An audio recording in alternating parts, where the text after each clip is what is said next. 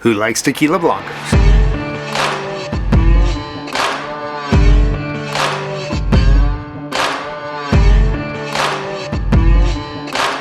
Doug Price here from the Agave Search Club podcast. Would love for you to hit that subscribe button so you can continue to see these videos that I put out if you find value in them. I want to talk to you a little bit about tequila blancos and what an amazing year it's been so far. The past 12 months or so has produced some amazing tequila blancos. First things first, we're starting to see a little bit of a scarcity with añejos and extra añejos, aged expressions, aged tequilas.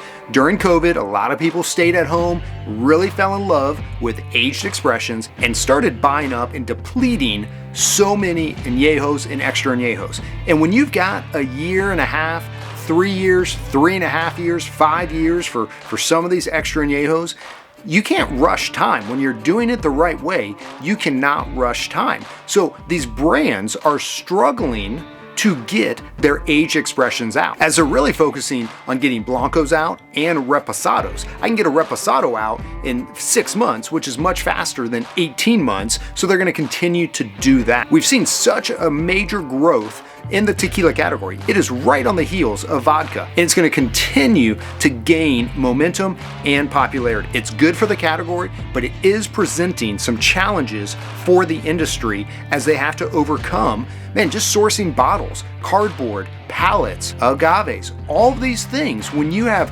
amazing growth, Guillermo from Fortaleza and I talked about this the last time he was on my show. When a brand continues to double or triple every year, they've got to continue to have more supplies. That being said, this is about amazing blancos. There's a lot of great tequilas, there's a lot of great blancos out there, but over the past couple months, we have seen some really special treats. And I've got 4 of them here that people are going crazy for. These are all tequila blancos that you definitely want to be on the lookout for to add to your collection. First one I want to draw attention to is Fortaleza Still Strength. This is an amazing tequila through and through, one of the best. This is their still strength. This is right from the still. So this is not adding any water to it to dial it back. This is coming in at 46%, so a higher proof. All the Fortalezas here on the back, they've got their lots here. This is lot 20S, and this version is Agaves de la Villa. The Fortaleza team dropped this like overnight. This was like, 1984 when the Baltimore Colts left Baltimore overnight and no one knew about it. We did not see this coming. They put a special tag on here, something neat for the Fortaleza fans. Guillermo's house sits over, if you go to the distillery, it overlooks the distillery and there's agaves all around it. So this batch is made with using agaves from around his house. So something special, something neat. Now look, if you A/B this versus their other still strength, it's gonna taste very similar. But there's a romantic story here that we're using these agaves right by his house. And it's neat that they put a special tag on it. They launched it. There are a fair amount of bottles, so you can find this out in the wild. I am seeing on Facebook, people all the time are finding this and posting it. This really is one of the best blancos out there, one of the best high proofs. So I want to encourage you to check out this special lot for Fortaleza. Now, another one that you want to search for, and you have to know, if you know, is G4 Blanco Lot 12B. If you look on the back here, not sure if it's going to pick up here on the screen, but there is a little stamp on the back of this bottle, and it's got their code, and then it says 12B on the back of it. So you know that this is Lot 12B. What makes 12B different than any other lot? G4, Felipe Camarena, El Pendillo, NOM 1579, one of the best distilleries making some amazing tequila. This Blanco by itself is phenomenal. They are normally doing fermentation in stainless steel tanks. For this 12B, they are fermenting in these giant wood vats. So it's not stainless steel. So during fermentation, it is gonna add something to that overall flavor profile. This is a really great tequila blanco. It's green, it's bright, it's vegetal. Again, if you A/B it, are you gonna pick up massive differences? Probably not, but it is really fun to go out and to search for, to look at those bottles, to go, man, is this a 12B? To collect these, to have some stored in your collection for a rainy day, because once they're gone, they are gone. They probably will do some other fermentation because they have these tanks there, but right now, this is what we've got. And I think these are also still available in the wild, so keep your eyes open to find G4 Lot 12B for their Blanco. Now we're moving towards some Blancos that are a little harder to find and a lot of people are trying to get their hands on. This next one I'm talking about is Ocho Puntas. This is their high proof. This is 50.5%, so 101 proof. Man, this is green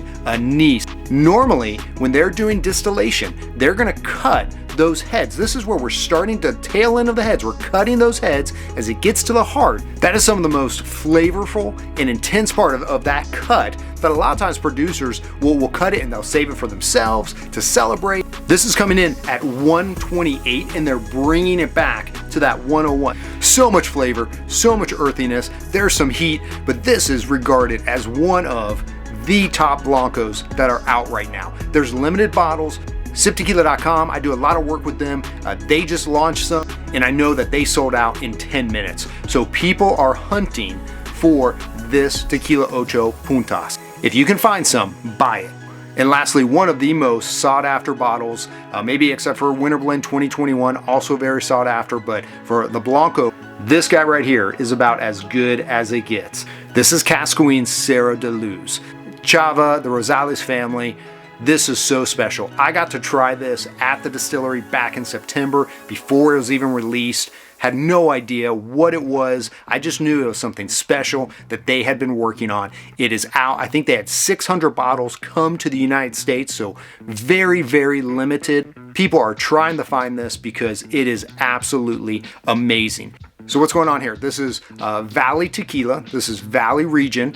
He is cooking these agaves in the earthen pit. He's got those hornos there, but he's not using those for this. He's using that earthen pit that they've got in the back. He's using a tahona to crush this. I mean, very, very old school, traditional, going into wood fermentation with fibers, open air with fibers, just to continue to get that flavor because they're crushing with that tahona. When they do it with the tahona, they've got enough chunks left that they can put it in for fermentation as it will ferment with those fibers. Then we're going double distillation, copper pot stills, and this is bottled at 49%. So again, a higher proof. This is full agave flavor.